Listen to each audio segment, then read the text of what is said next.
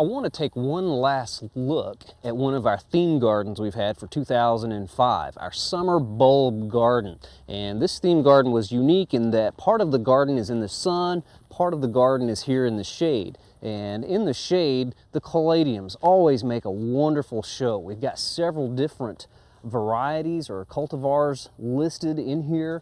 And right down here in front is a really nice one. This one's called Sweetheart. And it's growing in the shade. You can see it gets quite a bit of morning sun here as the light's kind of hitting it on this side.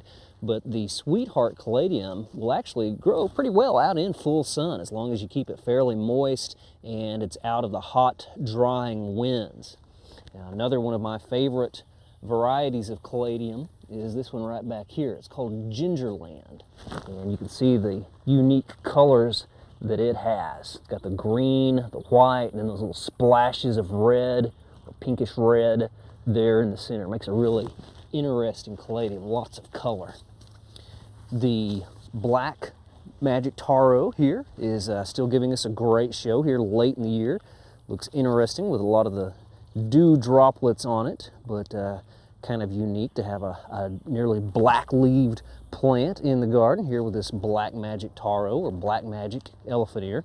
Now another Caladium that we have in the garden is on display right down here. This is a brand new plant. It's only been out in the industry for about the last 2 or 3 years. This is called Thai Beauty Caladium, and these are a little bit hard to come by. We got ours from a mail order source, Wayside Gardens, this year, but you can see the interesting look to the leaf here, sort of lance shaped, and it's got just a riot of color with the green, white, and red making an interesting pattern there in the center. It's a very low, very compact Caladium. They're fairly expensive right now, but in the future we'll probably see more of the Thai Beauty Caladiums offered for sale. Well, right over here we've got a little collection of shamrocks or Oxalis. And if you look here, we've got a little green mound here. There are still a few flowers still being produced late in the year here. We can see some of those down in here still kind of rolled up. When the sun hits them, they'll probably unfurl and give us some nice pink flowers here in the garden. But the foliage, I think, is also attractive. These interesting 3-leaflet leaved shamrocks. We've got a purple one right here. Interesting 3-angled leaflets on the foliage of these plants. Well, right back here we've got an interesting Oxalis. This one has 4 leaflets. This is Oxalis tetraphylla, meaning 4 leaflets. So you can see sort of the lucky 4-leaved clover type plant here with an interesting purple splash, making an interesting pattern there in the center of this 4-leaved shamrock. Well, our cannas late in the year are still giving us lots of flowers. This is a fairly new one we got right here. This is called Tropicana Gold, and we've got some interesting variegated foliage again. And then the flowers themselves have several different colors of orange, sort of the orange and yellow in the flower of this Tropicana Gold canna. But got several of those still giving us quite a display here late in the year. This one's called Tropical Sunrise. You've got sort of some reds and a little bit of orange in the blooms of this canna. But late into the year, the canna's still providing a great display.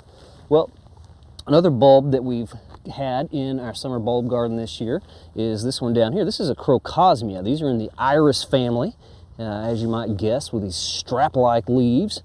But these are South African plants that we plant the little corms in the garden in the springtime, and they give us some wonderful flowers. This particular one's called Emily McKenzie, and a lot of the times the Crocosmias will overwinter here in Oklahoma. But as you can see, got flowers on it now. They've given us a lot during the year, and there's even a few yet to come on. Got a little stem of buds right back here.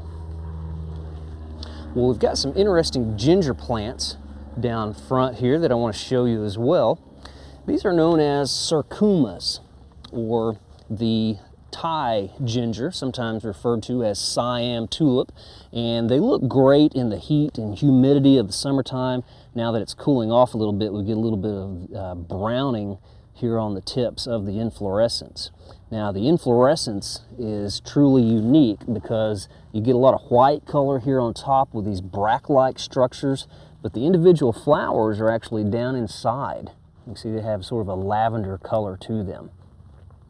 But the cercomas come in colors of whites, the bracts anyway, whites, pinks, sort of maroon colors, and almost red. And they are hardy to zone 8, so they may overwinter occasionally in the southern part of the state, but they grow from a little round rhizome that you can actually dig up and store over the winter. Well, I hope you've enjoyed our summer bulb garden. We've certainly got a lot of color and flowers out of this garden this year.